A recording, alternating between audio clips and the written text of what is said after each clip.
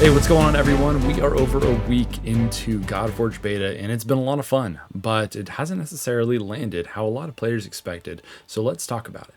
On day one, I was really excited to get in, and I think with a lot of the community kind of disheartened by the kind of 2 hour wait time we had to be able to actually download and get into the game. And for me, it personally kind of affected my ability to really play and invest in that first day. Now, that's a me problem, not a game problem, but some people would say that the team itself should have been better prepared for something like that.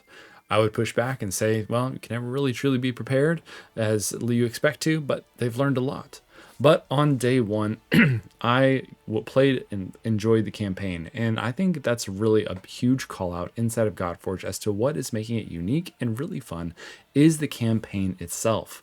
When we go in and look at that, I mean, the whole style for me personally really lands. I love particularly this style and this art that's being used to tell some of the story. I would frankly love to see more of even this, but if you even go further and see the other more like base style that they're incorporating into every storyline, it is awesome. For me, I love it. It immerses the player into the actual story.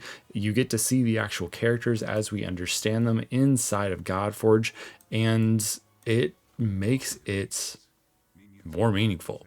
I've really enjoyed this campaign, and while we're not seeing what it's fully going to be like because we have a lot more that are still in development as you go into these later stages, you can see that the visuals are in development. It says that at the top.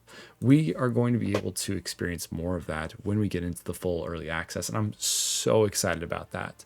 I truly believe that every, story beat that we get between every stage is absolutely meaningful and makes it a different experience. And I would stick with the story per stage design that they have because it enables the player to get story beat, go complete a single task, and then move on to the next story beat without it turning into a grind between various cinematic sections.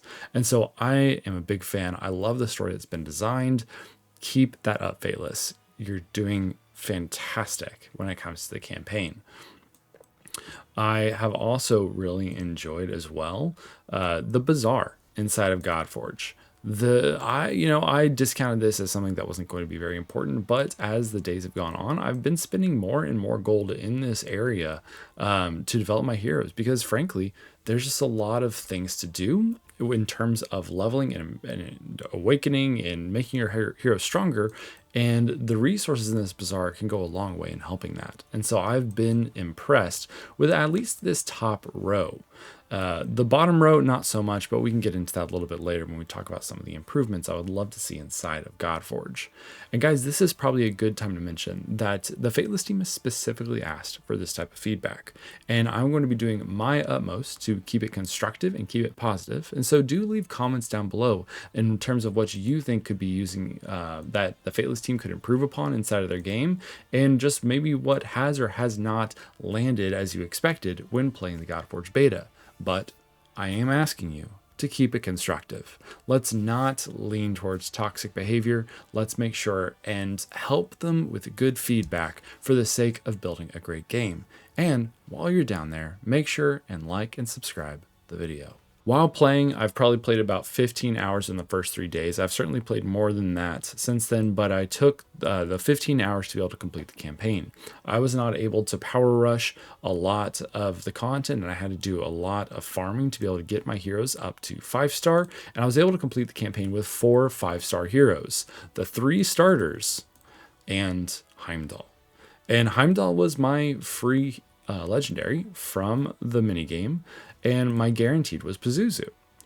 I then was able to pull Shamash and Anubis later on, but what I have found is that in Godforge, I would much rather spend time right now, at least, on the rare and epic heroes instead of the legendary heroes, simply because of the resource requirement is just not there for the legendaries, whereas I can, in fact, get the books for our rare heroes and make them stronger.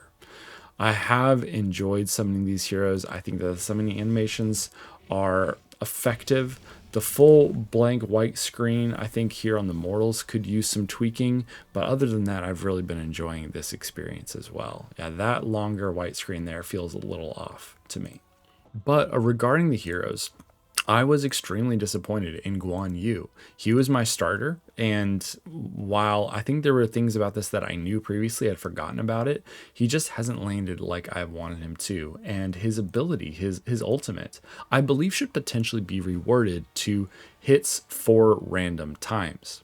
Because it's not necessarily 4 random enemies in terms of 4 enemies, it's 4 hits that could miss one of the 4 enemies that you're attacking right now. I think I knew that at one point, but I did forget about it. And it did leave a little bit to be desired when using this ultimate in the campaign. It doesn't make him a bad hero, just I think a little bit more expectation and understanding of that ultimate would be helpful. I have enjoyed Ramses as usual, the power he brings to the table. This time around, I've certainly enjoyed getting Shamash. I have not used him a whole lot, but I've enjoyed that.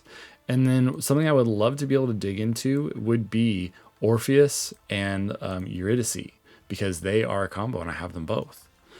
But even more importantly than that, I have Freki and Jerry. I'm sure I'm, butchering their names, but I'm excited about, investing in these heroes if I actually have the time and resources. So while we're here, though, let's begin to talk about the things that could be improved inside of Godforge and what are some of the actual, steps I believe Fateless could potentially take to make this experience better for the player. So first and foremost, when it comes to Godforged, is that there is a significant lack of pacing and teaching to the player to understand some of the core mechanics that make Godforge, unique in itself, specifically around, weapons, imprints, awakenings, and ascension. There is very little that's done from Wayland throughout the beginning to really help the player make meaningful choices that stick with them. Yes, we were given an Echo of Awakening at the very beginning to be able to awaken a hero, and we were walked through Ascension or weapons and imprints, but it wasn't done in such a way over the length of time that made an impact on your account where it really stuck around. Fateless, you really care about campaign. Well, Wayland could come in at some point and say, oh no, the Shrine of Hercules is under attack. You must go defend it. And while it may not be directly tied to the campaign, it could have some kind of trigger and interaction with the campaign storyline at some point. And then the player goes there, they defend the shrine or they attack the shrine or however it needs to be worded. And then they're able to ascend their first hero, get more powerful, and see those stats grow and be able to then overcome the next challenge within campaign. That, along with just further choices into the weapon and in the smithies and the crucible for imprints, could really affect the gameplay and locking in players for the long haul. I know for myself, I was focused so much more on leveling heroes and just the resource requirement for gear improvement and sacrificing heroes to the crucible just wasn't something I was necessarily doing. And that very well could be because it is a beta and I'm trying to just simply push and maximize progress, and I'm not necessarily dividing my attention as well as I should. And that's a skill problem on my end, and I accept that. But I still believe that the pacing and teaching of the player in the early game is lacking. And for those of us who have not been following Godforge for 3 years, it could cause frustrations and a lack of understanding of what really needs to be done. But when it comes to leveling heroes, when it comes to progressing heroes, this is a problem inside of Godforge. I played the alpha. I know the layout of this page, but even still, I find myself going and clicking in between various screens and getting lost on a regular basis. And I have thought long about this, what would be a solution specifically to this page, this subsection in the hero page where it's hero promotion, hero ascension, and leveling your abilities. The fact that an X doesn't even exist here in the UI UX anymore is very confusing, and that the only X is here. I know that Fateless is trying to potentially make some decisions to make it feel different than Raid Shadow Legends, but having a building in the Sanctum for anything regarding leveling, for improving heroes, a training grounds, a camp, a barracks, whatever you want to call it, would help separating the entire layout of this page and clean up a lot of what is needing to be clicked around inside of the hero page. By removing that, you can potentially even make a little bit more space for some things, especially Awakening. This is a cool screen, don't get me wrong, but now I am lost. For whatever reason, it's not intuitive for me to realize that I can click these next 4 buttons and go back to Ramses. In fact, when I go to Awakening, Ramses disappears, and the only identifying image that I'm still on Ramses is this blue outline over here. And it's not working for me.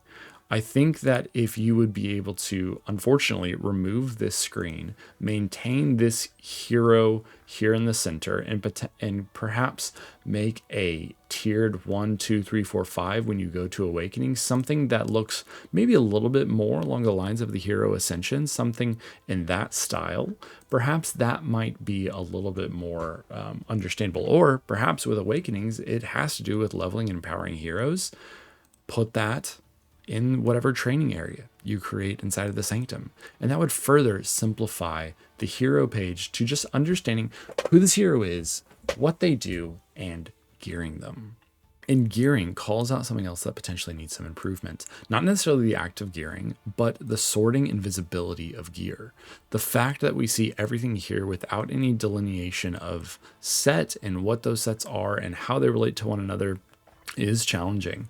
And the fact that I need to go to this bag to see a more bigger view of the gear I have, and to go here to sell, it's very unintuitive. And I think that this is the only section in the bag that's actually necessary, because weapons I can see elsewhere. Same with imprints, boosts and tokens. These should be visible in the training grounds, whatever was developed there, to be able to see how many spirits you have. And these resources are seen in other screens as well as this screen.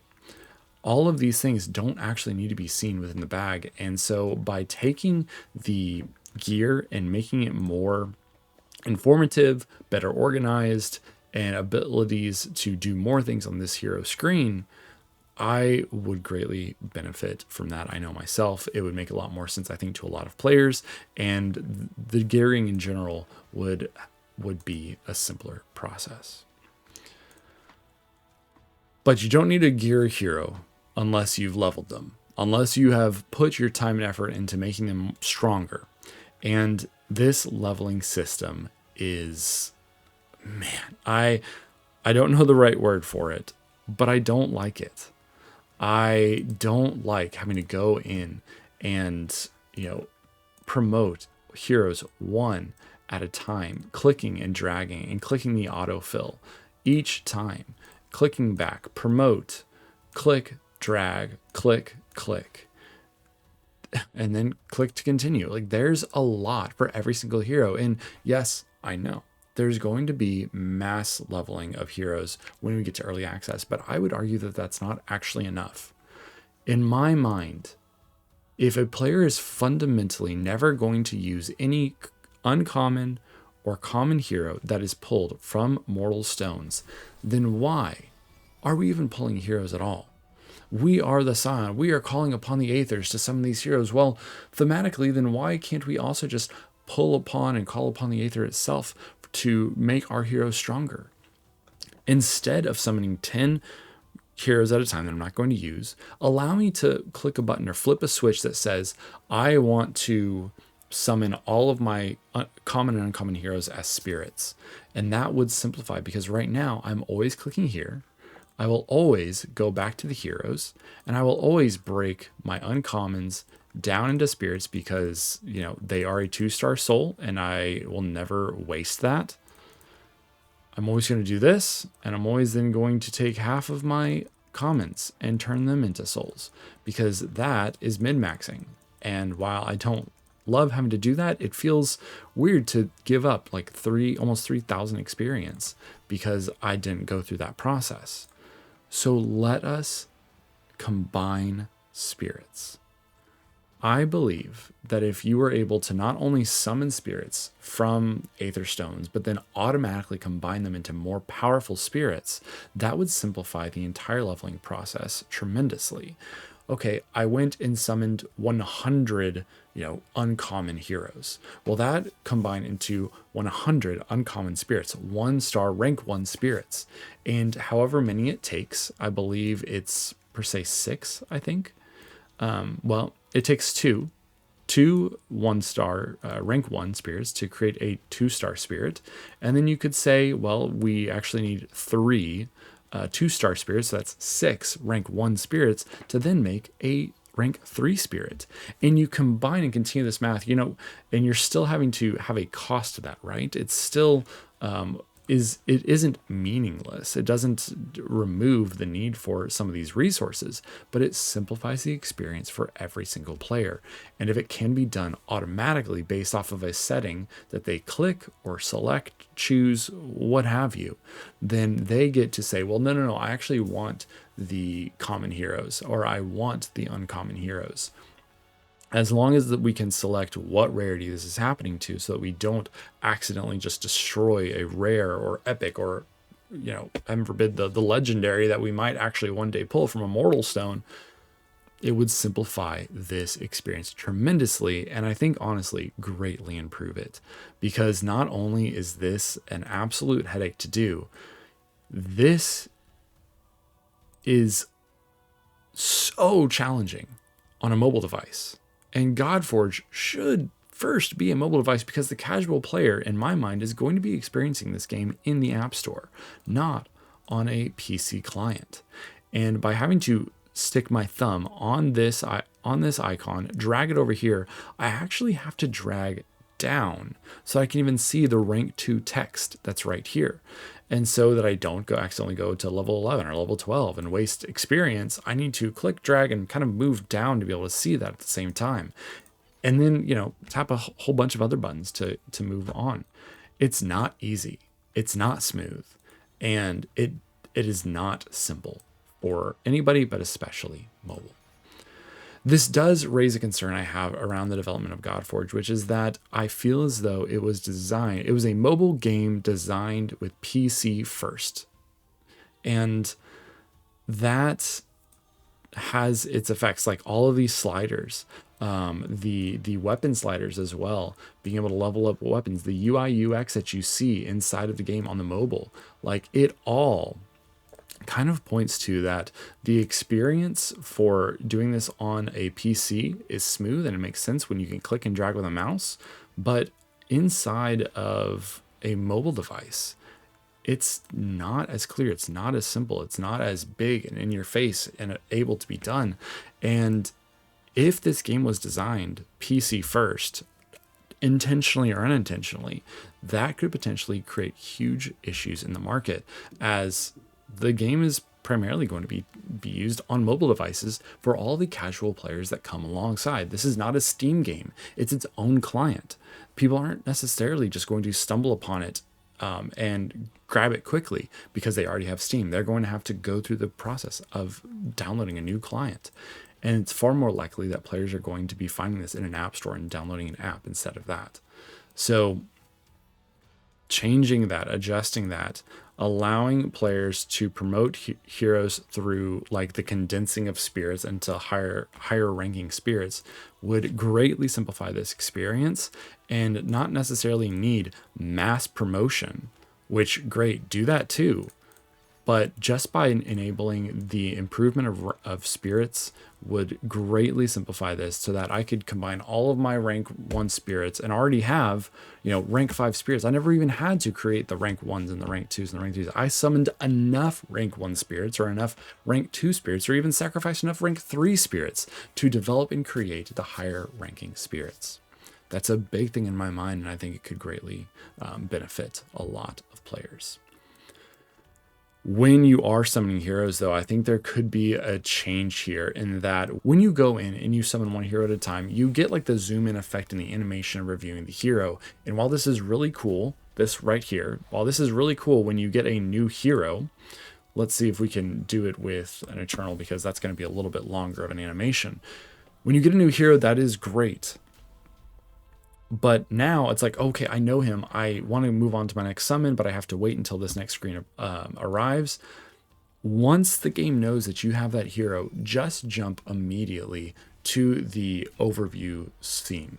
Like, I found myself hitting this X so many times because I didn't want to see the animation. I knew what the hero was, and I wanted to just go for my next summon.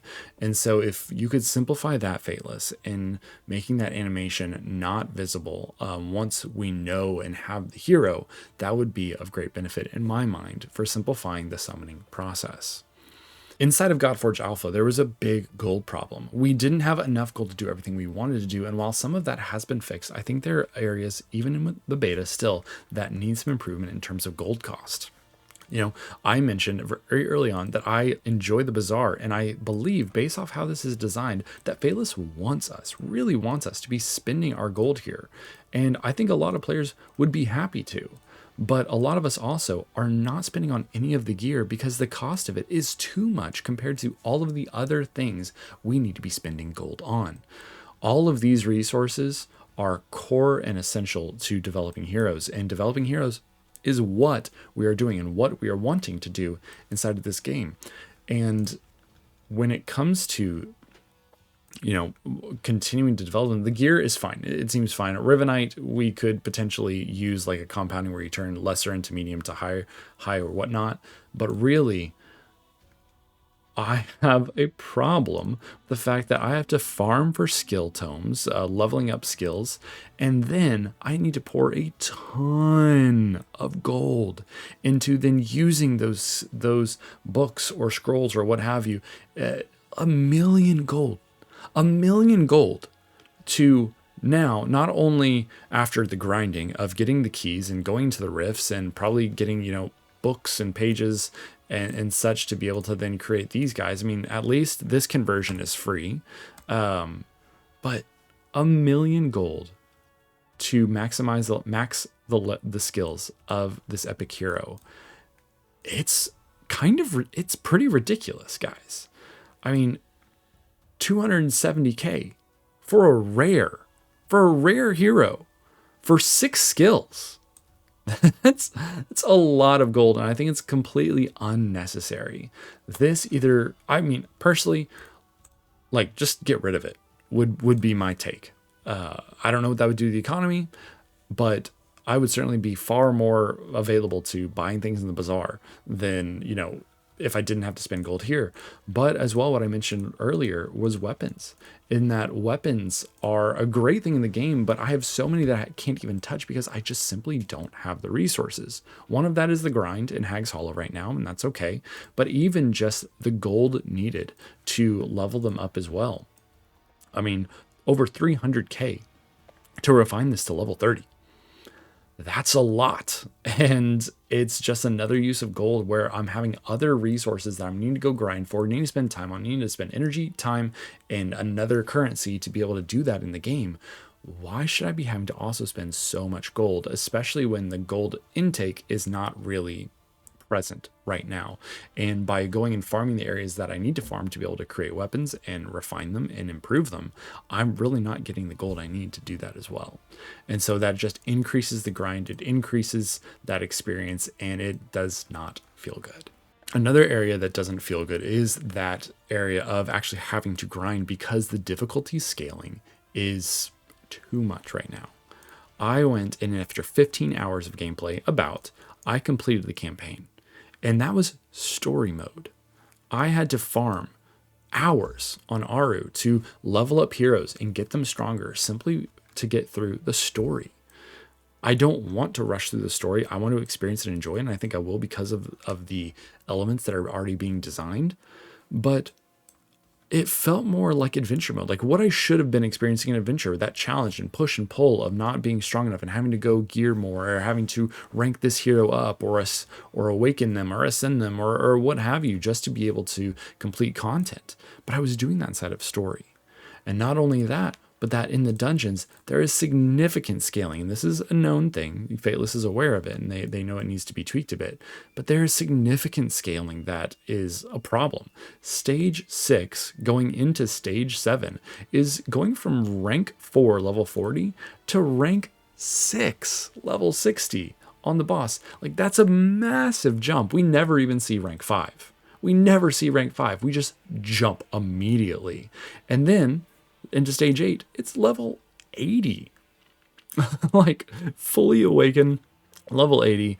It's crazy, the scaling that's happening here. And it's making the progression that players are stuck on stage 5, maybe stage 6.